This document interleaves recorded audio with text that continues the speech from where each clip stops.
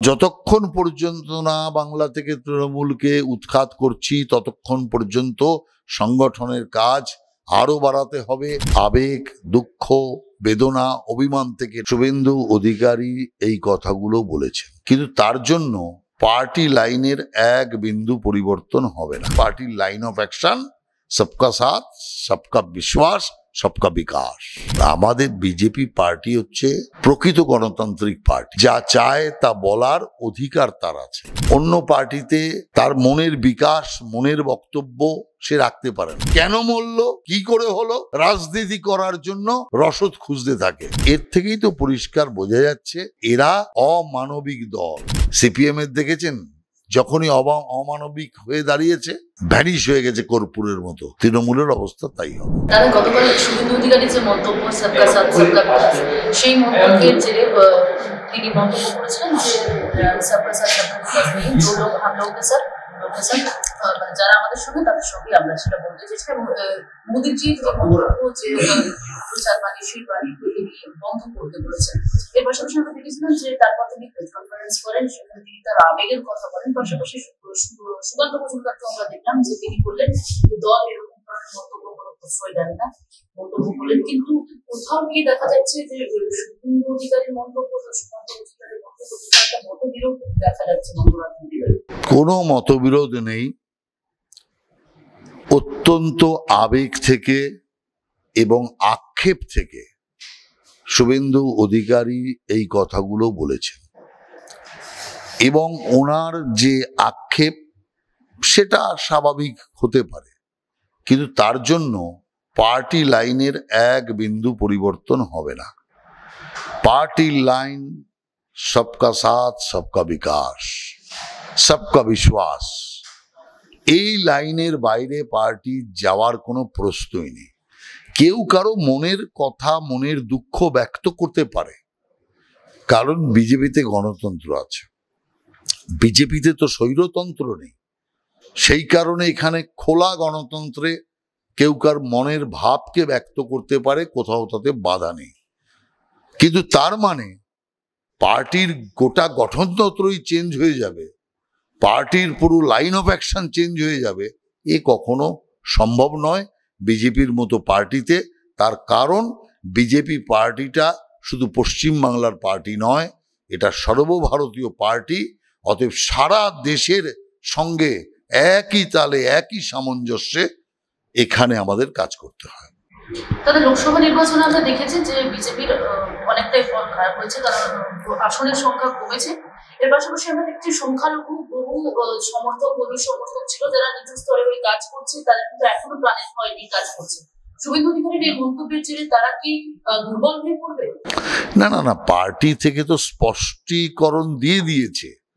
স্পষ্ট রূপে পার্টি বারবার বলছে, আমরা বলছি যে এটা ওনার ব্যক্তিগত একটা আবেগ, দুঃখ, বেদনা, অভিমান থেকে এটা বলেছেন। তিনিও সেটা স্বীকার করেছেন। অতএব সেখানে কারো হতাশ হওয়ার কোনো জায়গাই নেই। একজন লোক কোনো একটা বক্তব্য রাখা মানে গোটা পার্টির নীতি পরিবর্তন হয়ে যাবে, এটা তো নয়। মোদিজি যে আশ্বাস দেবে সেই আশ্বাসই হচ্ছে শেষ কথা, ওর ওপরে আর কোনো কিছু নেই।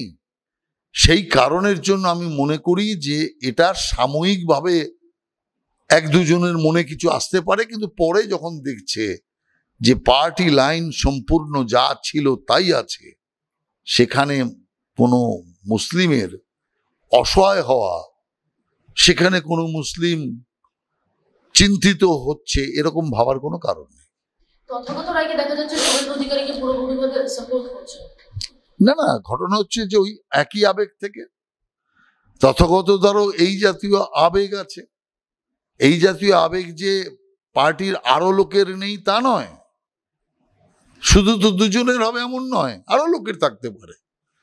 কিন্তু পার্টির যারা সমষ্টি, অধিকাংশ লোক, তারা এটাকে স্বীকৃতি দেয় না। যার জন্যই পার্টির লাইন অফ অ্যাকশন সবকা সাথ, সবকা বিশ্বাস, সবকা বিকাশ।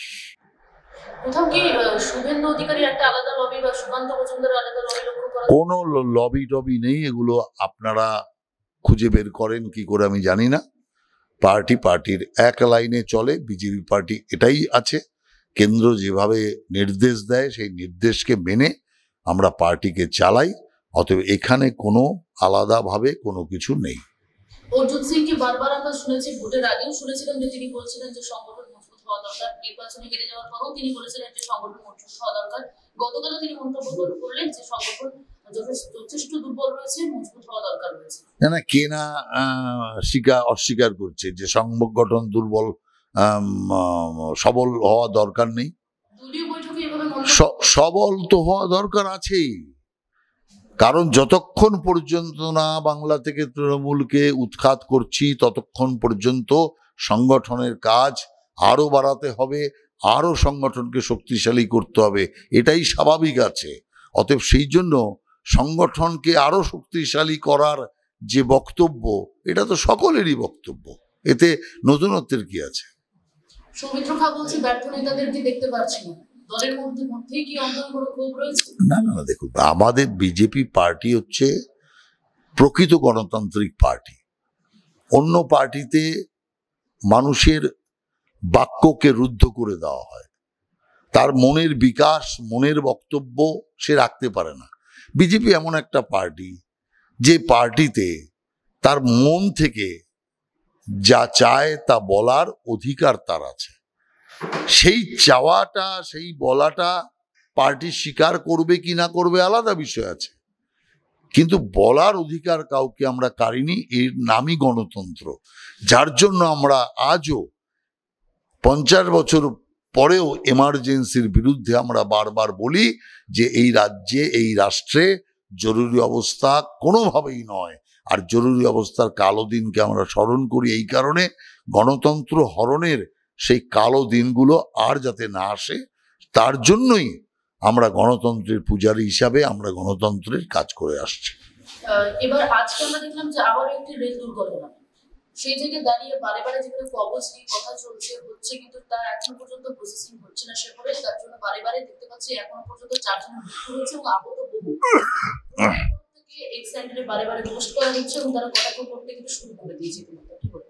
না, দেখুন, তৃণমূল হচ্ছে ও শকুনের মতো বসে থাকে, কখন কি কোন প্রাণী মরবে আর তার বডি নিয়ে টানা হেঁচড়া করবে।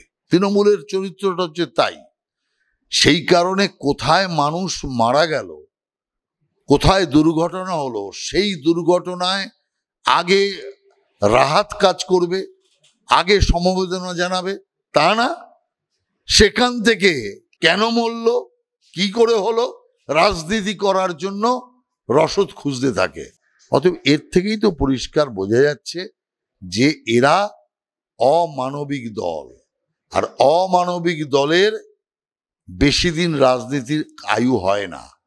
সিপিএম এর দেখেছেন, যখনই অমানবিক হয়ে দাঁড়িয়েছে ভ্যানিশ হয়ে গেছে কর্পূরের মতো।